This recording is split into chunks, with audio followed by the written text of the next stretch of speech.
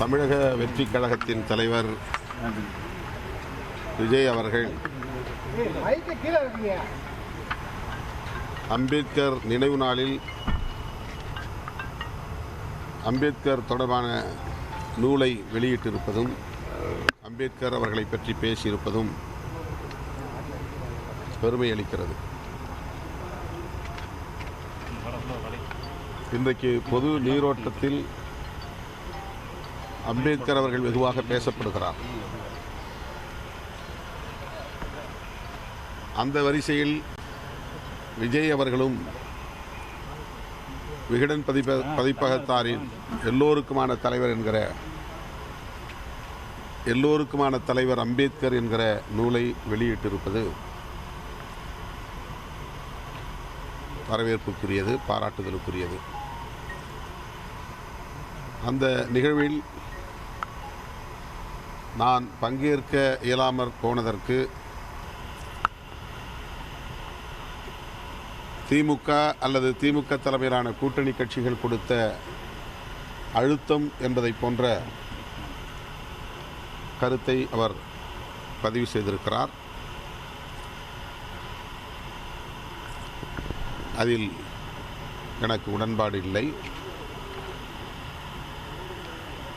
அப்படி எந்த அழுத்தமும் இல்லை என்பதை நான் தெளிவுபடுத்தியிருக்கிறேன். அழுத்தம் கொடுத்து அதற்கு இணங்கக்கூடிய அளவுக்கு நானோ அல்லது விடுதலை சிறுத்தைகள் கட்சியோ பலவீனமாக இல்லை என்பதையும் பதிவு செய்ய விரும்புகிறேன். இந்த நிகழ்வில் நான் பங்கேற்காமல் போனதற்கு திரு விஜய் அவர்கள் காரணமில்லை. அவருக்கும் எங்களுக்கும் எந்த விதமான சிக்கலும் இல்லை. ஆனால் எங்கள் இருவரையும் வைத்து, அதாவது விஜய் திருமா இருவரும் மேடையில் ஏறப்போகிறார்கள் என்று அதிகாரபூர்வமாக நிகழ்வு உறுதிப்படுத்தப்படாத நிலையிலேயே அரசியல் சாயம் பூசியவர்கள் யார், அதற்கு என்ன பின்னணி என்பதை ஆய்ந்து பார்க்க வேண்டிய தேவை உள்ளது. அவர்கள்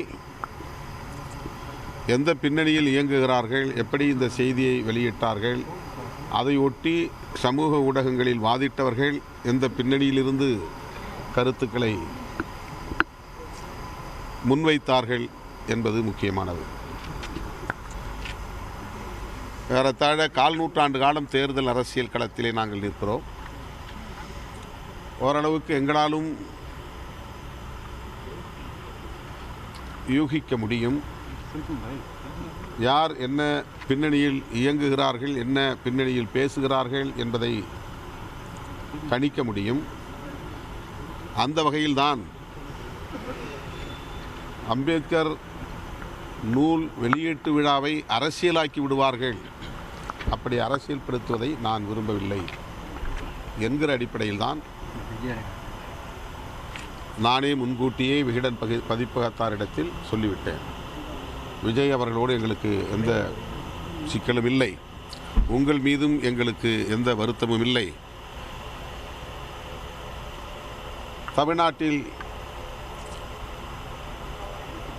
எங்கள் கூட்டணியை குறிவைத்து காய்களை நகர்த்துகிற அரசியல் நடந்து கொண்டிருக்கிறது.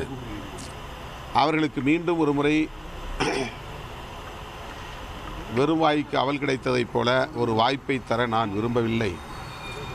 எனவே என்னுடைய வாழ்த்துக்கள், வெற்றிகரமாக இந்த விழாவை நீங்கள் நடத்துங்கள் என்று ஏற்கனவே நான் கூறிவிட்டேன். நான் சுதந்திரமாக எடுத்த முடிவு, நல்லெண்ணத்தின் அடிப்படையில் எடுத்த முடிவு, விடுதலை சிறுத்தைகள் அங்கம் வகிக்கக்கூடிய கூட்டணியின் நோக்கம் சிதையாமல் இருக்க வேண்டும் என்கிற அடிப்படையில் தொலைநோக்கு பார்வையோடு நான் எடுத்த முடிவு. எனக்கு எந்த வகையான ப்ரெஷரும் இல்லை. திமுக அதில் தலையிடவில்லை. சார், 2026 வந்து திமுக கூட்டணி ஆட்சிக்கு வரணும் அப்படின்னு நீங்கள் நினைக்கிறீங்க. ஆனால் வந்து மன்னர் ஆட்சி வந்து 2026 வரக்கூடாதுன்னு உங்கள் கட்சியோட துணை பொதுச் செயலாளர் சொல்கிறாரு. அது திமுகவை மீன் பண்ணுறதா இருக்குது. அதை பற்றி நீங்கள் என்ன சொல்லுங்கள்? விடுதலை சிறுத்தைகள் கட்சியில் அவர் இருந்தாலும், துணை பொதுச் செயலாளர் பொறுப்பிலே அவர் இருந்தாலும், வாய்ஸ் ஆஃப் காமன் என்கிற அமைப்பின் சார்பில் அவர் அந்த நிகழ்விலே பங்கேற்றார் என்பதுதான் உண்மை. விகடன் பதிப்பகமும் வாய்ஸ் அண்ட் காமன்ஸ் என்கிற அந்த நிறுவனமும் இணைந்து அந்த புத்தகத்தை கொண்டு வந்திருக்கிறார்கள். வாய்ஸ் ஆஃப் காமன் என்பது ஒரு நிறுவனம், தேர்தல் உத்திகளை வகுக்கக்கூடிய நிறுவனம். அது கோ பப்ளிஷர், இணை வெளியீட்டாளர் என்கிற அடிப்படையில் எல்லோருக்குமான தலைவர் அம்பேத்கர் என்கிற நூலை வெளியிடுவதில் ஈடுபட்டிருக்கிறது. ஆகவே அவர் முக்கியமான ஒரு பங்கை வகிக்கிறார் அந்த நூல் வெளியீட்டில். எனவே அந்த நிகழ்வில் அவர் பங்கேற்றார். அவர் சொல்லியிருக்கிற கருத்துக்கு அவர் மட்டுமே பொறுப்பு, கட்சி பொறுப்பல்ல. நாட்டை ஆளணும் அப்படின்னு சொல்லி சொல்லியிருக்காரு. தான் அது ஒவ்வொரு தனி மனிதருக்கும் ஒரு சுதந்திரம் இருக்குது, கருத்து சொல்லலாம். கட்சிக்குள்ளே 100 பேர் இருக்கிறோம், 100 கருத்து சொல்ல முடியும். தொடர்ந்து திமுகவுக்கு எதிராகவே கருத்துக்களை பதிவு செய்கிறார். அவர் மீது கட்சி நடவடிக்கை எடுக்கப்படும். ஏனென்றால் அவர் கட்சி சார்பாக இல்லைங்கிறீங்க, ஆனால் அவர் அப்படி இல்லை கட்சியில் இருக்கிறாரு. அந்த கருத்து அவருடைய தனிப்பட்ட கருத்து, அவ்வளோதான். அதில் விடுதலை சிறுத்தையில் அந்த கருத்தை கிளைம் பண்ணல. உங்களுடைய மனசாட்சி அங்கே தான் இருக்குது, அந்த நிகழ்ச்சியில் தான் இருக்குன்னு சொல்லி தான் அவர் வந்து பேசுகிறாரு. ஒருவேளை உங்கள் மனசாட்சியை அவர் பேசியிருக்காரா? அவர் ஒரு நம்பிக்கையில் சொல்கிறாரு. இந்த மாதிரி அவர் நான் கலந்து கொள்ள முடியலைங்கிற ஒரு வருத்தம் அவருக்கு இருக்குது, ஒரு ஆதங்கம் இருக்குது. தன்னை ஆற்றுப்படுத்திக் கொள்ளக்கூடிய வகையிலே அவர் அந்த கருத்தை சொல்லியிருக்கார். உங்களுக்கு வருத்தம் இல்லையா? எதில் உங்களுக்கு வருத்தம் இல்லையா? எதில் வருத்தம்? அவர் தெரிவித்த கருத்து இல்லை சார். அவர் தெரிவித்த கருத்துலையா நீங்கள் கலந்து கொள்ள வேண்டிய கலந்து கொள்ளாதது உங்களுக்கு வருத்தமாக வருத்தம் இல்லை. நான் தான் தொடக்கத்திலே சொல்லிட்டேன், சுதந்திரமாக எத்தனையோ நூல் வெளியீட்டு விழாவில் நான் பங்கேற்றிருக்கிறேன். அம்பேத்கரை பற்றி எத்தனையோ மேடைகளை நான் பேசியிருக்கிறேன், ஆயிரக்கணக்கான மேடைகளில் நான் பேசியிருக்கிறேன். எனவே இந்த மேடையில் பங்கேற்க இயலவில்லை, அதனால் நான் அம்பேத்கர் கருத்துக்கே எதிராக இருக்கிறேன் என்பதை போன்ற தோற்றத்தை சிலர் உருவாக்க முயற்சிக்கிறார்கள்.